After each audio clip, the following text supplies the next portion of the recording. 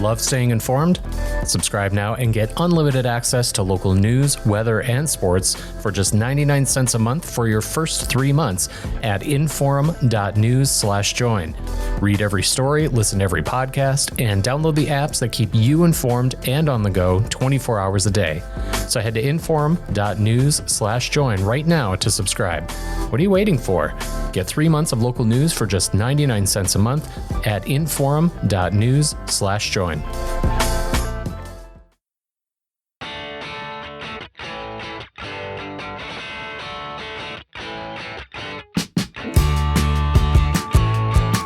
Welcome to Plain Talk. Before we get started on anything else, I want to make a bold prediction, Chad. My co-host, Chad Hoban. I think Kristi Noem's going to make a comeback. Well, yeah, you do. It's a hot take. It's a hot take, I know, but listen, I think that there are. I think the sort of mega right is so set up to be opposed to whatever, like, the mainstream media or whatever is for or endorsing, that at this point they're going to come full circle on murdering puppies, and they're going to be back in her corner. Well, I mean, it remains to be seen. I will tell you, I watched her on Face the Nation this weekend, and I've seen clips of other interviews, but I watched that one in its entirety. I will say one thing about Kristi Noem. She's disciplined. She'll say the same non-answer to a question over and over. I don't know how you can tell an anecdote in a story about meeting a foreign leader, and then it turns out it's not true, that you never met that foreign leader, but you still say, well, no, it's not really not true. I mean, she is such a liar. My favorite part is where she calls this all, like, the whole controversy about the dog and all the inaccuracies in her book, and it's all the fake news media that's out to get her. She's lying. Guess which reporter broke the story? It was one Kristi Lynn Noem, who wrote it in her book that she's trying to sell for profit. Anyway, that's my hot take. We can talk about it later in the show, because I think she's... Before we get into the interview, yes, I've got to just take a moment of personal privilege, okay. And also I'm going to do a test. Okay. It's my anniversary today. Uh-oh. So I'd like to wish Erin a happy anniversary. There we go. And if she hears this, she'll let me know and thank me. So it's a test on if Erin listens to the podcast or not. I like how you've somehow turned your anniversary felicities into a test about whether or not your wife is supportive enough of your political side hustle. I know that Erin loves me very much, but does she love me enough to listen to this twice a week? We'll find out. I will tell you that my wife does not. She does not listen to any of this. She does not. She loves me. But it's funny. The rest of my family is completely apolitical. Like, they don't care about this. Sometimes, like, I'll be talking on the phone, and then my kids will be like, "Who is that?" And be like, "Oh, it was a congressman." Like, "Oh, whatever, Dad. Take out the garbage." So that's how it is in my household. So nobody cares what I'm doing up by myself in my office. So anyway, on that sad note, we're going to switch and talk about education in North Dakota, and specifically teacher pay. Now, there is a new study out from the National Education Association about teacher pay in the various states, and they rank the states based on pay. Now, last year, or I should say in the 2021-2022 ranking, the state of North Dakota came in at 33 with an average teacher salary at $56,364. We've actually moved backwards a little bit. We're now ranked at 37 with an average salary of $56,792. Slight increase, but not enough to stop us from moving back. And certainly in the context of our what I would say is a chronic teacher shortage in our state, where we've been looking at trying to fill teacher positions, and also the fact that inflation, which is certainly not just a problem for teachers, it's a problem for everybody. But in the context of inflation, when the average salary moved up $400 a year, I think inflation probably gobbled all that up and more. So here to talk about it is Nick Archuleta with North Dakota United, which, by the way, is Chad's boss. So Chad's going to be on his best behavior during this episode, even more so than when his wife's listening. I haven't decided if I'm going to just pitch softballs or if I'm just going to put it on the tee for Nick here. Yeah, it's one or the other. All the heavy lifting for asking the tough questions is now on me. Nick, how you doing? I'm doing well, Rob. Thanks. Thank you for obliging our silliness as we get the show started here. Tell us a little bit about this study. I mean, from your perspective, what does it say? Well, first of all, what the study is telling us, and let me just preface my remarks here by saying that NEA gets the information for their study from the state departments of education. So these are the numbers that the states are supplying to NEA, and then NEA, of course, does their thing with it. So what I think this is telling us is a couple of things. First of all, even though we did move up slightly in what the average teacher salary is in North Dakota, when you compare it to what the earning power was 10 years ago, teachers are making about 5% less nationally.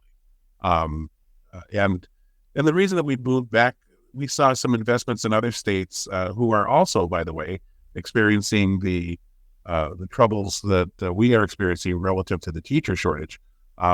Those states have put more money into teacher salaries, and so we saw a general uptick in teacher salaries, but the buying power still is nationally, as I mentioned, is 5% less than it was 10 years ago. Nick, one of my takeaways from that, the analysis, the rankings, was North Dakota teachers actually saw the smallest increase of all 50 states year to year. North Dakota is investing in education. Legislators would say that we're investing in education. I mean, how do we go about making sure that more money is getting into the pockets of teachers? And it's obviously, I think there needs to be more funding from the state, but there also, once it needs to get to that district, how do we help districts prioritize making sure that teachers are the ones that are benefiting from this? Well, there are a couple of things. And back when Senator Hoban was Governor Hoban, he, I believe, was the first governor to actually designate, I think it was 75% of new monies that went into education had to be spent on teacher salaries. And so that's one way that the legislature can help. They can make sure that the monies that they're appropriating, and it's not a small amount of money. I mean, the state of North Dakota invests just north of $1 billion a year in K-12 education. And for that, we're very grateful, obviously. But you're right, we could be doing better. We could be doing more.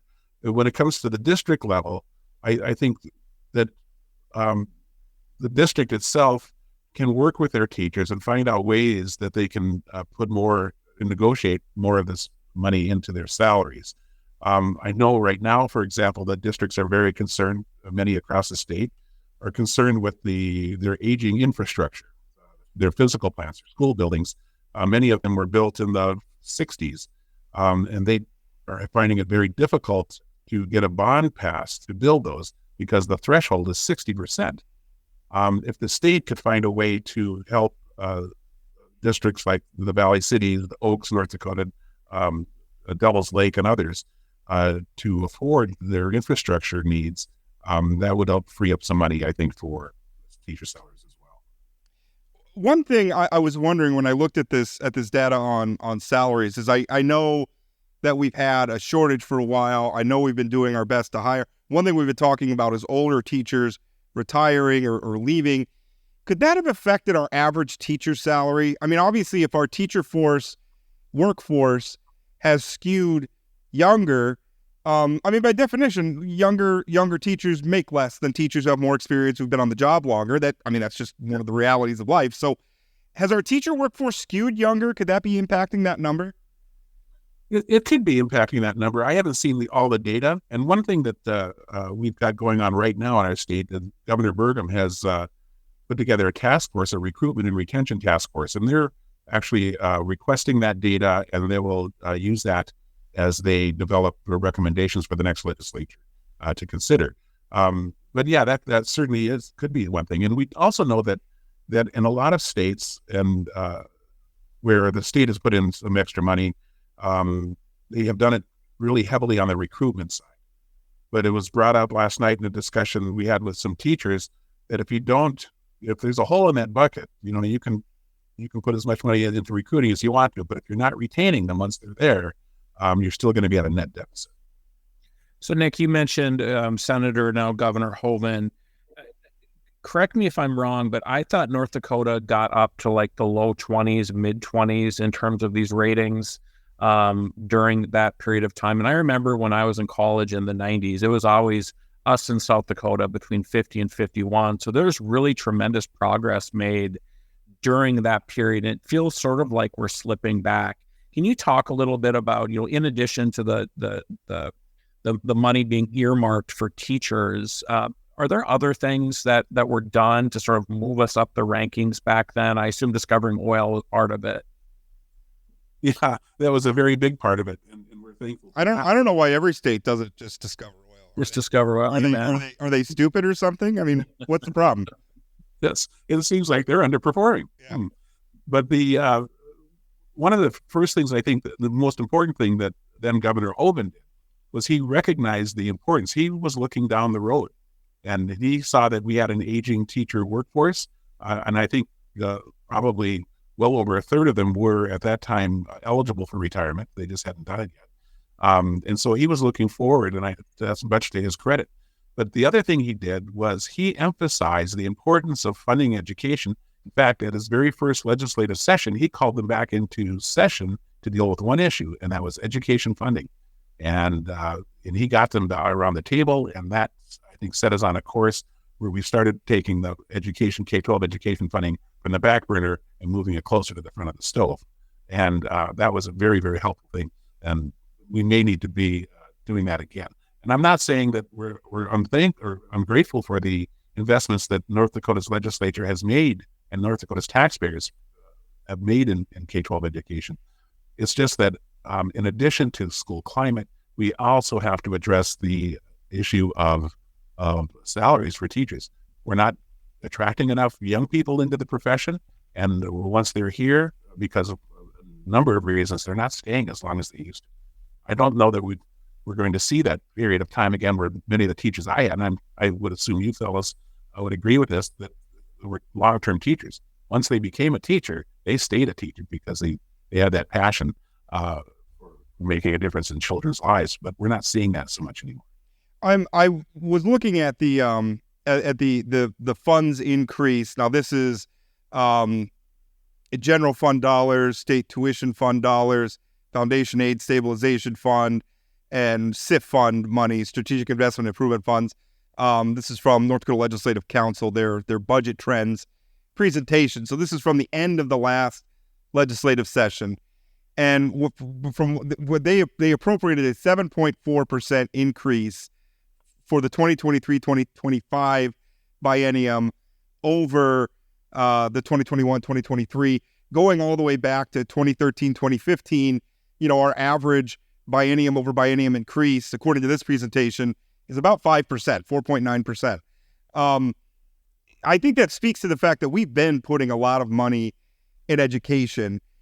But to your point, you said something about making sure that the money reaches the teachers. And so I wanted to talk about, to drill down on that a little bit.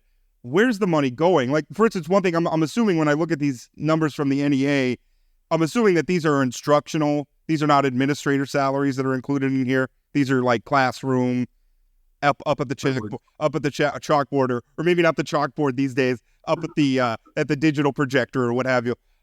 Sure. Those are classroom teachers. So where is the money going? Because sometimes, like, I know one thing that I kind of perceive, on the ground here in Minot is we have a lot more administrators than we used to. Certainly the elementary school that my son goes to, which is the same elementary school that I went to, is, we have multiple assistant principals now. We had one principal back when I went there. So where's the money going? If it's not reaching teachers. Well, we do know that administrator salaries have gone up. There's no doubt about that. And there are more of them, for sure. But I think a lot of, and this would answer, Rob, depends on which school district you're talking about. Each school district has their own set of needs. Transportation costs have gone way up. The price of fuel has gone up. Replacing buses have gone up. When you have school consolidation, your bus routes get longer. Those are some of the things. And some of them are putting money away into their building funds because they know that how difficult it is to pass a bond with 60% of the vote. So some of those districts, I would imagine, are putting more money into their building fund so when they go to the taxpayers, they can ask for less rather than more.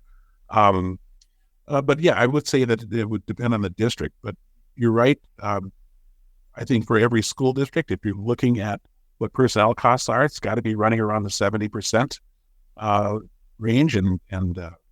But what we're paying is not nearly enough, I don't believe, to make sure these teachers are attracted to the profession and then stay once they get here.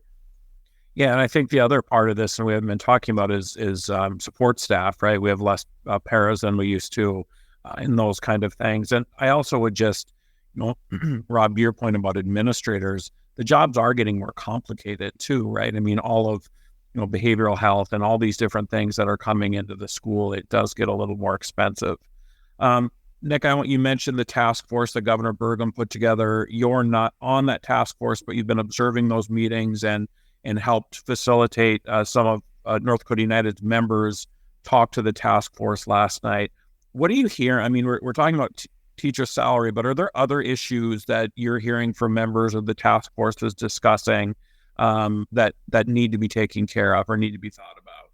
Yeah, last night it was great, and it's the Hunt Institute, which was founded by the Republican Governor Jim Hunt from North Carolina. They're the ones facilitating this effort at the Recruitment and Retention Task Force. Anyway, one of their folks hosted a listening session for some of our members. And what was clear is that we have members who do not feel respected for the professionals that they are. They would like a bigger voice in some of the decision-making in their schools. They would also like more autonomy in the classroom and for their profession to be more widely respected. They're not feeling that, which is kind of odd because when you look at the polling that North Dakota United has done on teachers and how they're viewed by the general public, they enjoy an awful lot of respect. I mean, the public loves teachers because they know they're teachers. And what teachers are hearing, and I think a lot of this came through last night as well, is that K-12 education has become such a political football. It was something that used to be reserved for higher ed. Now it's in K-12 education where, they hear politicians and others in these culture wars talking about teachers as groomers, which is not true. Or talking about critical race theory being taught, that wasn't true.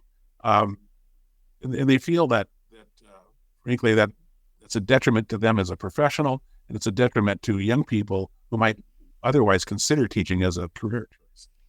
I think what you're describing there, I think it's a pretty common disconnect where I think sometimes the things that make a lot of news on social media or on cable news or talk radio or what have you are not necessarily representative of where the public is at as a whole. So I think probably your polling is measuring one thing, which is broad public sentiments, whereas the teachers are reacting to a noisier but far narrower demographic that, is convinced that our schools are putting out litter boxes for students and things like that, even though these things aren't happening, which is a problem, not just in education. I have to tell you, it's a problem that we talk about on this podcast a lot. I wondered, you referenced, obviously the struggles with school bonds and that necessitating schools to maybe use more of their revenues to tuck away, to sort of so that they can ask for smaller bonds or meet their construction or maintenance needs, things like that. How much of the consternation, over school bonds is driven by North Dakotans just being confounded by their property taxes? Because to me, that's a lot of it is I don't think it's rooted in animosity towards the schools or anything like that, so much as North Dakotans are just mad about their property tax bill. And right now, it's going to be really, really hard to get them to say yes to anything that's going to add to their property tax bill. Rob, I think you're spot on. I think that there are, and we're not here telling people love your property tax by any stretch, but I think the time to get involved in that is when the political subdivisions are talking about their budgets. Those meetings have very, very poor turnout, right? I mean, people just don't go to them, and then they wait till they get their statement in the mail, and it's like, yikes, what happened here? But yeah, there has to be some reform, I suppose, on how the value is assessed. But I will tell you this, that getting rid of the property tax would only exacerbate the problems that public schools are facing right now. And not just public schools, ambulance services, the health and safety needs of communities. It would be disastrous if the current property tax elimination measure passes. So, Nick, I want to dive a little bit deeper into this culture war stuff. We've talked some about it here, but the gentleman who got the endorsement at the Republican convention for the Department of Public Instruction, he wants to unhook the wagon from federal and state funding, bring back the 10 Commandments. Charles Tuttle, who's one of his nominators, according to Rob Port's reporting, called public schools evil over and over and over. I just saw an email yesterday from Turning Point's New Song Church that said public schools are just churning out communists. That's what's coming out of our schools. Those folks are loud, and teachers do hear these things. First of all, do you think public schools are evil? That's always there's your softball, Nick. There you go. There's your softball. Yeah. I don't. What can we do to push back on this sort of loud but narrow narrative from the far right with these conspiracy theories? Well, I think what we can do, it doesn't cost very much money at all. In fact, it doesn't cost any money. We can get in the public square as well and talk about the virtues of public schools. The fact that we have a graduation rate as high as it is, almost as higher than any other in the country, speaks to the fact that we're getting kids into school, we're giving them a good education, including a good civics education, and they're graduating to become responsible members of society. I don't think any other school system in the country does it as well as North Dakota. And in fact, when I was in Washington, D.C. For most of last week, people were talking about, we were all talking about what's going on in our states, and people were frankly amazed that in North Dakota, we're not fighting the Chamber of Commerce like they are in some states, and we're not fighting the administrators group like they are in some states, or the School Boards Association. We work together, I think, very, very well. Yes, we're adversarial on occasion because the nature of whom we represent is different. But at the same time, we have, I think, the bigger picture well in focus. We do everything we can to make sure we put that child at the center of our best intentions. And that's what everybody wants in the state. And I think if you take a look at this Recruitment and Retention Task Force, you're going to see that. We don't want to fight parents. In fact, teachers want more and more parent involvement in their children's lives and in their school lives. And by and large, we have the support of parents. I mentioned the polling earlier. And people love their schools, and they should, because their schools are doing a pretty doggone good job. I have a lot of sympathy for school administrators and teachers right now, given what's going on, where they're put between a rock and a hard place on a lot of these things, where, you know, an angry parent comes up and they get on Facebook or they get on a talk radio show and they make some claims, and then the superintendent's sort of obliged to respond to that. And that may lead to some decisions that makes a teacher feel like it's hard. I mean, they're between a rock and a hard place. I wonder when you heard teachers saying that they don't feel respected or whatnot, is it from like elected leaders, school boards, parents? I mean, get more specific on that. Who do they feel are respecting them? I think that what we saw, particularly in the last legislative session, was a lot of grandstanding. You remember Tip O'Neill famously said that all politics is local. I think that notion is quaint in our society today, with the never-ending news cycle and that sort of thing. But we saw legislators. There was one in particular from the Williston area who said that the football team from Wilson High School beat up a transgender kid in the bathroom. Who's not a lawmaker anymore. That was Representative Scott Dyke, who has resigned from the legislature. I get for family issues, I guess. Sure, but I mean, imagine saying that. Yeah. So he had knowledge of a crime against a child and didn't file a report with the Williston Police Department. Yeah, and to be clear, it didn't happen. Like I spoke to the school district. Didn't happen. No, he made that's it. Yeah. So right. The reason he didn't file a report is because filing a false police report is a crime. Whereas saying something that's untrue as a political talking point is protected by the First Amendment. Yeah, whereas it's not a crime to lie in front of a committee of the legislature. Well, okay. So that was wrong, obviously. And then we saw other things like that coming out of, Brandon Pritchard, for one, who in these attacks on kids. Teachers, they have a special gift for helping students achieve their greatest potential. And they don't want to get caught up in all of these sideshows. Just because something may or may not have happened in Tennessee or Florida doesn't mean it's happening here. But we saw, I think, a lot of cookie cutter legislation where, this was the bill in North Carolina, let's just change Carolina to Dakota and slip it into the legislature and get a hearing on it. I don't know. Teachers are tired of that. Teachers want to be respected for the excellent job that they do educating students, and that's it. I mean, they're not asking for anything extra or special. They just want to be treated like the professionals that they are.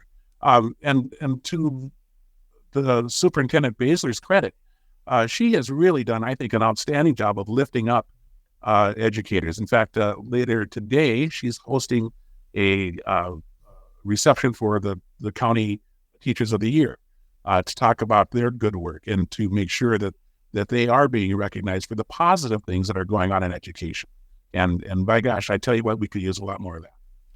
Nick, another really cool thing that took place this week that I don't know if people are paying attention to is the North Dakota Teacher of the Year, Sheila Peterson, was out in D.C., and the White House hosted a state dinner, which is usually dedicated for state leaders coming, for the 50 state teachers of the year at the White House. Can you talk a little bit? I mean, if people should go and watch Sheila's videos on North Dakota United's Facebook or whatever. It's really cool. Here's this, South Bismarck Phi Ed teacher who is, at a state dinner. Super cool stuff. But Nick, can you talk a little bit about that? I wish I could talk from firsthand about that, but I didn't get You didn't get an invite? No, I did not. But anyway, you're right. Sheila Peterson, who's a Phi Ed teacher at Wachter Middle School, was honored along with those other teachers at the White House. And it was really something. Both the president and his wife, who happens to be a teacher herself, made remarks and treated those teachers wonderfully. And they were there for a good chunk of last week. And they got to see they got to go to a behind the scenes tour at the Smithsonian, which is something I wouldn't steal from the White House. Maybe you should try harder to be Teacher of the Year next year, Nick. Well, I should. There's no doubt about that. But anyway, it was terrific, and it was really uplifting for all those teachers in attendance. Also happening last Friday, in fact, I am, in addition to being North Dakota United's president, I'm also the chair of the National Education Association Foundation. And we honored 44 Travelers Insurance teachers of excellence from across the country at a gala that we have every year in Washington, D.C. It was we like to refer to it as the Academy Awards of Teaching. And the Horace Mann Teacher of the Year won a $25,000 stipend, if you will, which was just terrific. And the place was packed. There were 800 people there. I got to give some remarks, and I felt really good about that. And it was a big deal. It's always fun to lift up teachers and to share their stories. They're incredible, incredible stories from the North Slope of Alaska to St. Augusta, Florida. The stories were terrific. Well, that's all wonderful stuff. And I think at the end of the day, the solution for a lot of these problems, I mean, we can have debate about what teachers should be paid and what's the right amount to spend on schools. And that's democracy. I would really like to get beyond this point where it's just fashionable because politicians can raise money or get Facebook likes or book cable news shows by demonizing teachers. I mean, nobody's saying that teachers are perfect. And like any large workforce, there's some that could certainly be doing a better job. Maybe there's even some who should move on and find a different sort of job. It's just a group of people like any other. But this is such a vitally important part of our society. And one thing I think North Dakota historically has done very well, and I think it comes from, I don't know if it's sort of an upper Midwest thing or Scandinavian German thing. I don't know. We have always done a pretty good job with education. We have always prioritized, I think, both K through 12 and higher education in this part of the world. And it worries me sometimes to see culturally us seeming to shift away from that towards a sort of anti-intellectual attitude. It really bothers me. And I guess my advice for people is just trust your eyes. You know, if you have kids who are going to your K through 12 school, pay attention to what's happening there. Is your teacher a crypto Marxist who's out trying to turn your kid into out of the next Vladimir or Lenin? Or are they just somebody who's trying to teach your kid to read and write and do some basic mathematics and bring home math homework that you feel you can't help them with, even though it's like third grade math and you can't remember how to do it anymore? They're just people. I guess is the point I'm trying to make. Like, I don't trust your eyes. These conspiracies aren't happening. I'm not saying they aren't happening anywhere. I'm not saying that there aren't anecdotes that we could pluck out of egregious examples. Sure. But there are a lot of teachers in North Dakota. There are a lot of teachers in the United States of America. And the vast majority of them are just people doing their best to do a good job. And that's it. 100% right, Rob. I think you're exactly right. And no, I'm not saying that education in general and teachers in particular should be immune to any scrutiny or transparency. No. I don't think you're going to find any organization like a school that is more transparent than they are in North Dakota. Yeah. I mean, we have locally elected school boards that are right there. They understand what's going on in their community. We have engaged administrators at the building level that really do embed in their teaching force the fact that they are being supported. But it seems the further away you get in administration from the actual classroom, the less support teachers perceive you're giving. Yeah. Well, and I would say that the openness sometimes is a double-edged sword when we come to some of these culture war things where, the fact that anybody could come and speak at a school board meeting and cause a ruckus that in turn gets on social media, it gets in the news media, it makes headlines. And now we've created a perception because a few noisy cranks showed up at an open meeting and exercised their right to speak. That cuts both ways. But hey, we're out of time here. Oh, sorry. Rob, them forcing people on, getting paid by taxpayer dollars to focus more on those crazy conspiracy theories rather than educating our kids. Yeah, democracy's hard. And sometimes, if we want to set different priorities, then people with different priorities need to start showing up at some of those meetings. Maybe we're gonna go. We got a break. We got to go to our next guest, Nikki. Thank you for your time. The cold cases you see at the Vault have captivated readers across our region for years. At the Vault podcast, our team of professional reporters takes you further into those stories with new interviews from family members, investigators, and experts. Check out The Vault at inforum.com/The Vault and subscribe to The Vault wherever you find your podcasts. Welcome back. Just finished up with North Dakota United's Nick Archuleta talking about teacher pay and education a little bit. And we're going to switch gears and talk about redistricting. And if you thought the debate over redistricting was concluded, it is not. Now, this is a windy road that I'm about to take you on.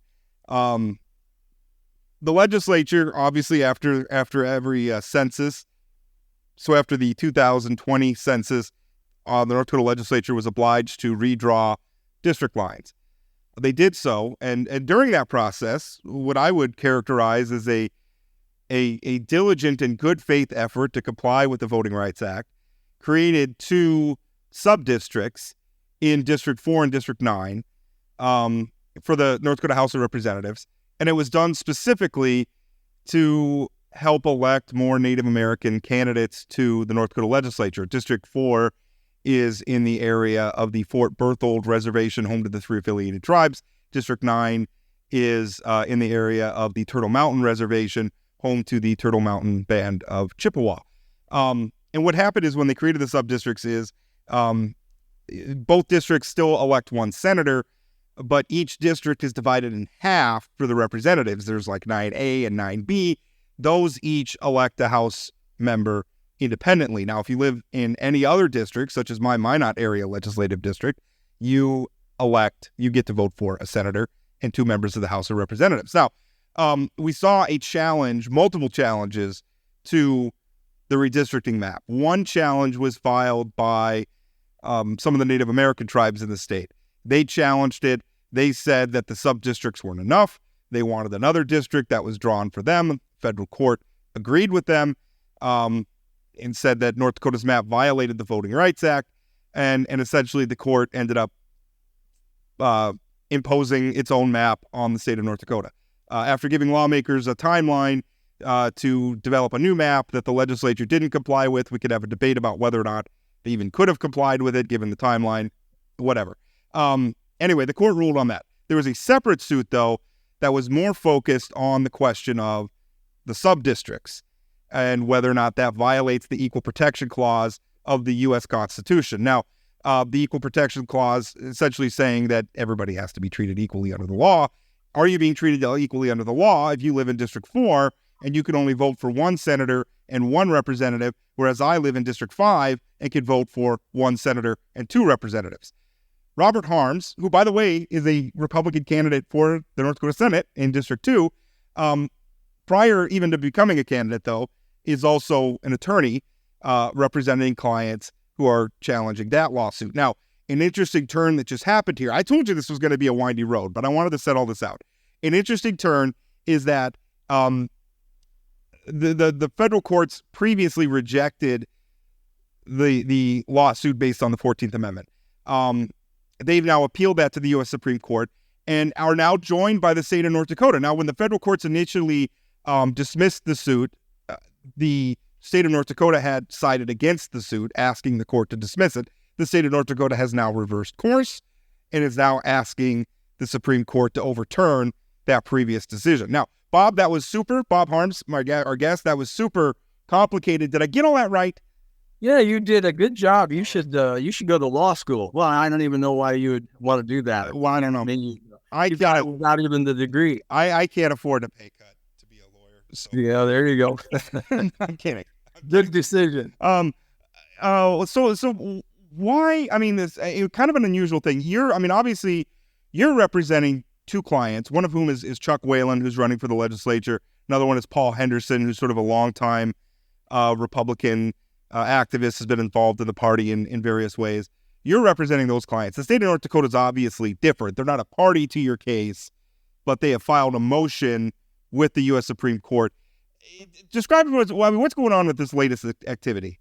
Well, the state of North Dakota is a party. So there are 2 cases you've talked about. The one with Turtle Mountain Band of Chippewa. In that case, that's separate from what we've done. Ours essentially challenges the creation of the 2 subdistricts in District 9 and District 4. So we went to the federal court and said, look, we think it's a violation of the Equal Protection Law where a person in subdistrict 4A gets to vote for one House candidate, and same with District 9 and all of the districts in the state. Anybody gets to vote for 2 House candidates. We think that's a clear violation of the Equal Protection Clause, and so we sued on that basis. The state is the defendant in that case, and the state filed a motion for summary judgment in the last 6-8 months. They won a summary judgment motion and by the 3-judge panel, and the 3-judge panel said no, those subdistricts in District 4 and District 9 comply with the Voting Rights Act. They were necessary to comply with the Voting Rights Act, and they don't violate the Equal Protection Clause of the U.S. Constitution. So we were at a loss at that decision, and we struggled with what we were going to do about it. And finally, and we're suing not just for the 2 named plaintiffs, but essentially all the voters in District 4 and District 9. And so facing that decision, we finally decided, well, we've got to take this case to the U.S. Supreme Court. And under that posture, it goes right from the 3-judge panel right into the U.S. Supreme Court. There's no stopping at the Eighth Circuit, which is the usual route. You go right to the U.S. Supreme Court. We briefed. We ended up having to hire lawyers. I'm doing this pro bono on my part, but we had to hire lawyers in D.C. who actually know this law very well, and so we hired lawyers on the East Coast. Briefed it. We had 12 other states join the people in our lawsuit on an amicus brief, which was very interesting to have 12 states join citizens who have sued the state of North Dakota, have those states come in on our side. They filed an amicus brief about a month ago.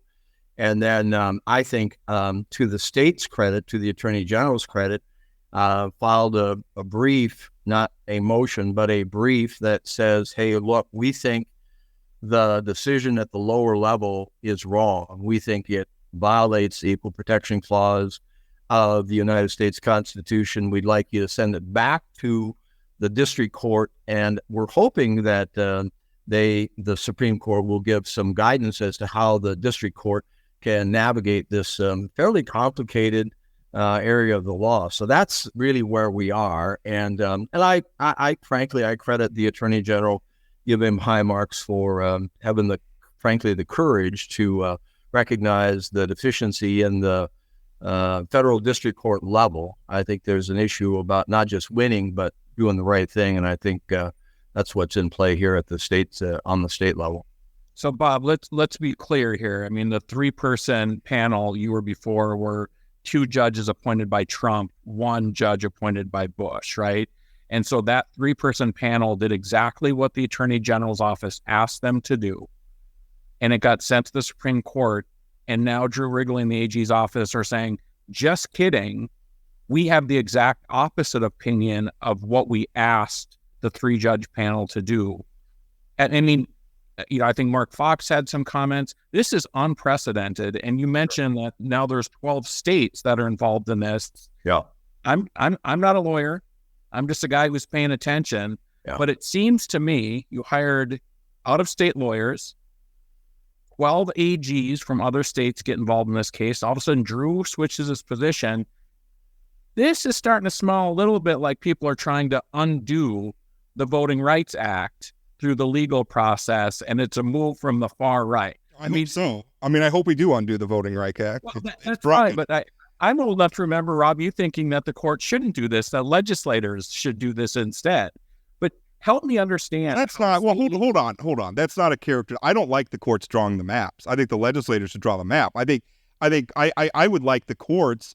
I hope the Supreme Court reins in the courts and the courts have appropriated to themselves the authority of vast new powers over redistricting. The point here is the courts did exactly what Drew Wrigley asked them to do.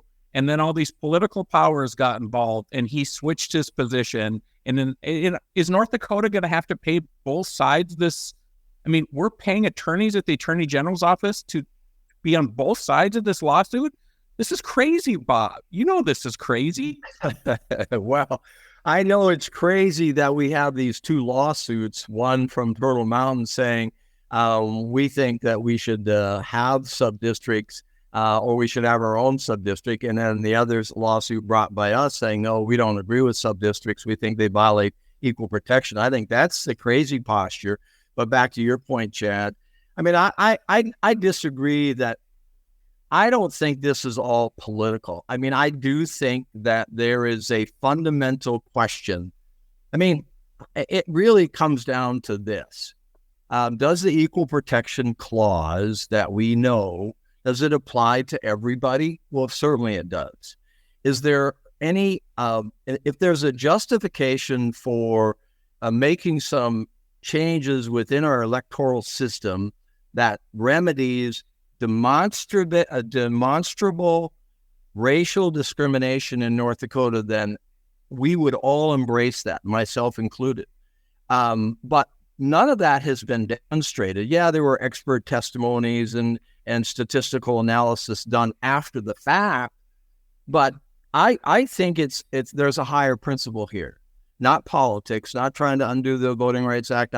That's an interesting political theory, but I think the fundamental question is, does the state of North Dakota have racial discriminatory practices going on in the state that warrant our legislature having to make some changes in our electoral system that make sure that you get all of access to the political party, to choose your candidates, to elect people that you want, just like everybody else, regardless of the color of your skin. I think that's the fundamental issue. And frankly, I applaud the Attorney General for recognizing it, because here's what I didn't want to think. Well, Mom, of course you applaud him. He's not allowed to applaud. Here's my point. I'm doing this pro bono on my part. We are paying, so far we've got well over $150, almost $200,000 of people's hard-earned money going in against this. Now, if we have to go to the next step and we go to arguments before the United States Supreme Court, we're probably talking another about $150,000 of personal money of our clients and the people that are helping them fund this. So if this goes in that direction, I think the state loses. I think sometimes lawyers have to say to their clients, look, you got a loser here, so let's recalibrate and see if we can't find a different path. I think that's what's in play, and I applaud the Attorney General for it. I don't think it's. Go ahead, and well, some of the criticisms of the Attorney General we should probably direct at the Attorney General, and I'll try to get him on the podcast. Although he may be reticent to come on because it's ongoing litigation, and he may not want to be on a podcast. I will try to get him on because I think, Chad, some of your criticisms would probably be best addressed by him explaining his decision. Although I do wonder, I mean, part of his job is to defend what the legislature did, which was the map that was challenged by Turtle Mountain.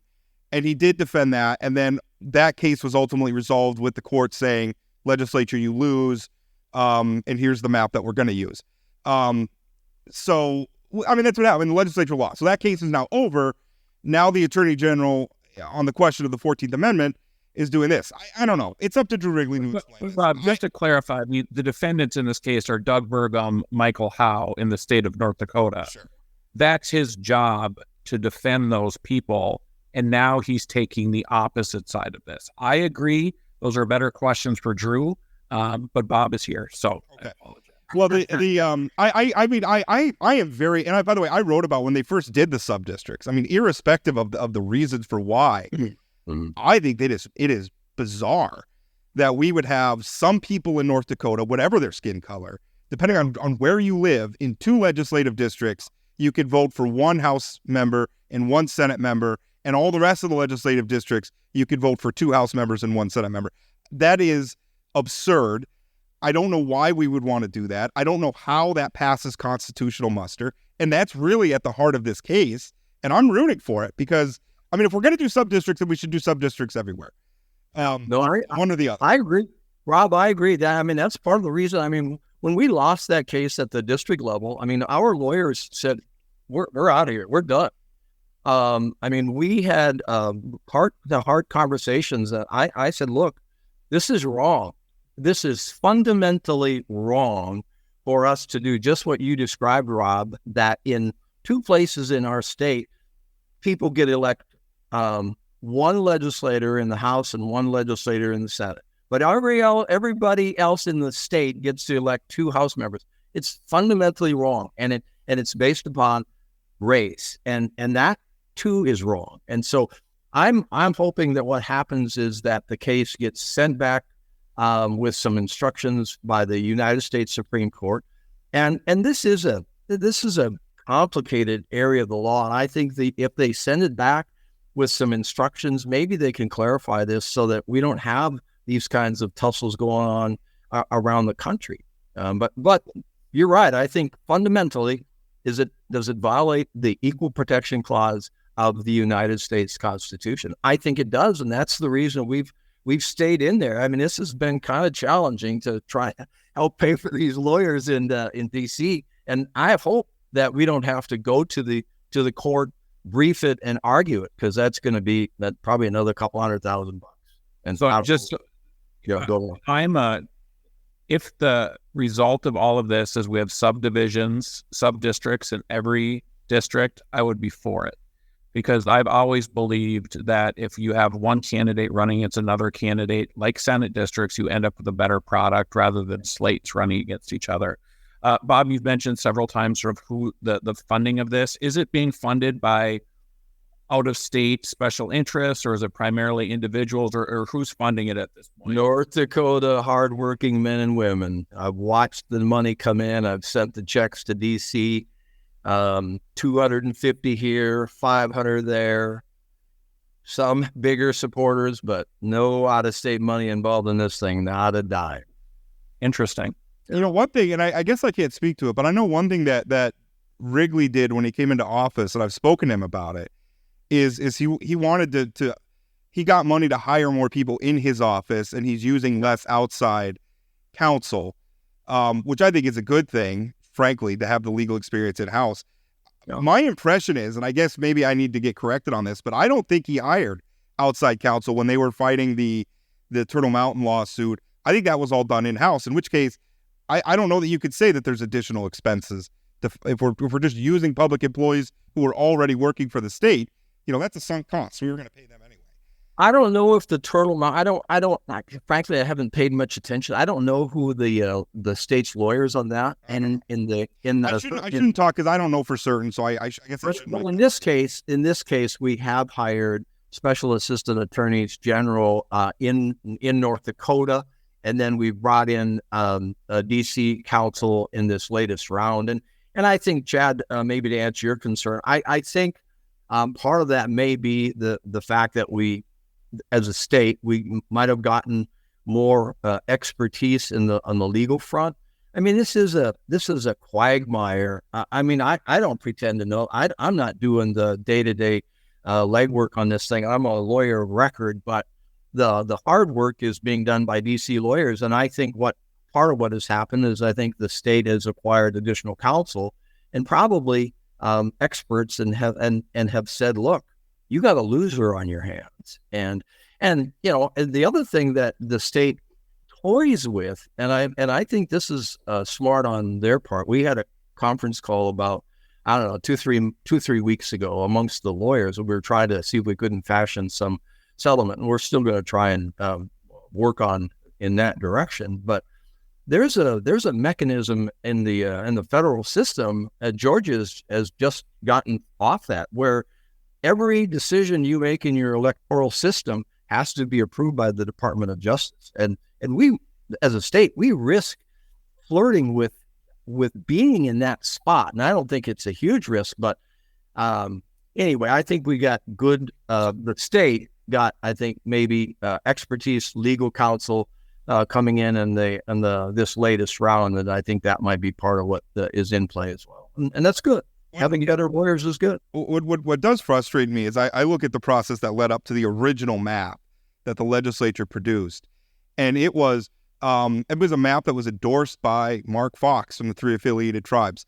Every Native American member of the North Dakota legislature at the time, including Representative Ruth Buffalo, who's from the 3 affiliated tribes, as well as Richard Marcellet, who's from Turtle Mountain, voted for that map. Most of the Democratic minority in the legislature voted for that. I'm alluding two different things. No, I'm not. Mark Fox supports this map still.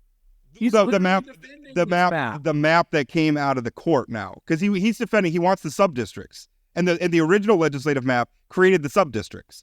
So he supports the subdistricts. He is not supporting this law. He wanted the subdistricts.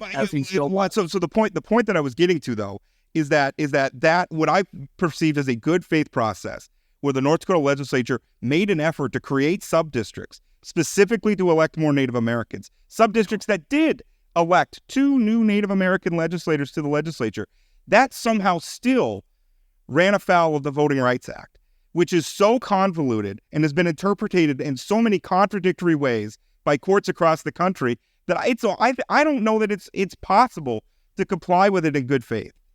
It is a confusing and subjective standard, and frankly, Congress should step in and do something about it. But Congress is dysfunctional and doesn't do anything anymore. So now we're relying on the courts to sort the mess out.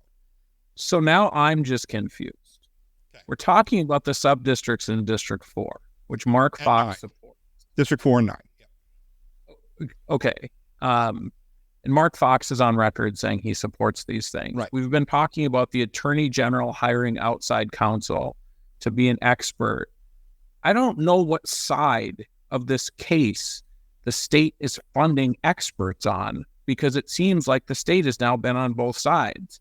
Bob, you can say that, he's been told it's a loser, so therefore he doesn't have, I don't think the state of North Dakota has the option to stop defending the state of North Dakota because they think it's a loser case. I mean, this is just all so convoluted and so confusing when you've got the state on both sides of an argument and trying to figure out what's really happening here and why it's happening. Yeah.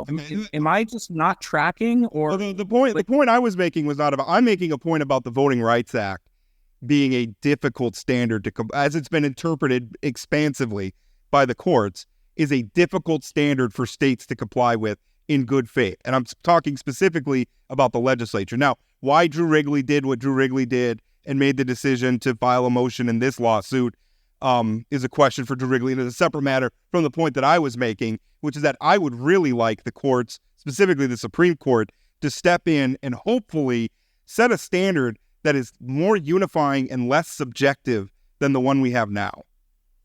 But Rob, I agree with the Voting Rights Act, and I think the amicus brief does a good job of describing how convoluted the decision making is in the courts, trying to implement or effectuate the Voting Rights Act. I agree with that. Back to your process where the legislature, and I think part of the problem that we had with this was that we didn't believe that there was ever any data that warranted the creation of these subdistricts in the first place. That's always been our complaint, that the legislators took at face value this assertion that Native Americans were being deprived of their voting rights in District 4 and District 9 without any substantive data analysis, any detailed statistical review, none of that. And that's part of the underlying problem that they've got. But let me go back to Chad's point about the Attorney General and being on both sides. So when I say experts, I'm saying just hiring additional lawyers is what I mean by experts. Not that the state has hired any experts at this level, but I do think that the Attorney General is responsible for defending the state, elected officials, but he also is responsible to the United States Constitution as well. And I think there's a legitimate point here that this decision eventually, after further analysis, makes the point that this cannot stand constitutional muster, that it violates a fundamental provision of our law, and that is that every American should be treated equally, not based upon the color of their skin. And it's almost unavoidable that you end up with this fabric, this paradigm that Rob described, that in all of the districts in North Dakota, every North Dakota citizen gets to vote for 2 House members and 1 senator, except in District 4 and District 9. And in that case, tribal members get to vote for 1 House member, and in that district, white people, non-tribal members, get to vote for 1 House member. That cannot pass common sense constitutional muster. The three of us every one of us would agree that what I just described is absolutely irrefutable. Right. So now my follow-up question is, why did the state ask for a summary judgment if it's so obvious? And why did the 3-judge panel approve the summary judgment if it's so obvious? I ask somebody. Ask somebody else. I can't. That's my frustration. Bob can't answer for the panel or the Attorney General. No, I understand, but that was one of my frustrations reading the article. You're stating here they've done more research, they know more, or whatever. Why didn't they do that before they filed for the summary judgment on the first place? I'm somewhat concerned about you said that it's sunk costs or whatever. This is time that could be spent on other things. And so I'm with you, Chad. I mean, there's some value in evaluating litigation process internally. I think that's worthy of some consideration. I think that that this might be a good case that brings that up. But I mean, I'm sympathetic. The state has got, I don't know how many dozens of lawsuits in play, and some are very complicated. This is not a simple area of the law. I mean, I've been practicing law for 44 years. I've never had a case like this. I don't think there are 3 lawyers in all of North Dakota that have a case like this. Right. And so, including the Attorney General. So I give them a little bit of the leeway on that. And again, I'm thankful, I'm hopeful that we don't end up having to brief and argue before the United States Supreme Court, that the court will look at what the 2 litigants have said and send it back with maybe some clarity. Because this is, to Rob's point, it's a convoluted area of the law. You got different decisions based all over the different circuits within the country. No wonder legislators struggle trying to comply with the Voting Rights Act. And I think that's what we all want, is a law that's going to promote fairness and justice, that's understandable and easy to comply with. Because again, I think our legislature acted in good faith. I think they did the best they could. The courts disagreed. The courts disagreed, and here we are. The problem is the law, and not the intent of the law, but the way the law was written and subsequently interpreted by the courts. Anyway, that's all the time we have. We got to go. Let's all agree we should go 100% subdistricts when this thing is all done, and then we're all happy and everybody have the same right. That would be a compromise that I would be happy to contemplate. I think I could go down that path, Chad. So we don't even need to go to the Supreme Court. We just have the problem. Boom. Yeah, all right. Done. All right, we got to go. But we got to a good place. All right, well, we got to wrap it up. Thank you so much for listening.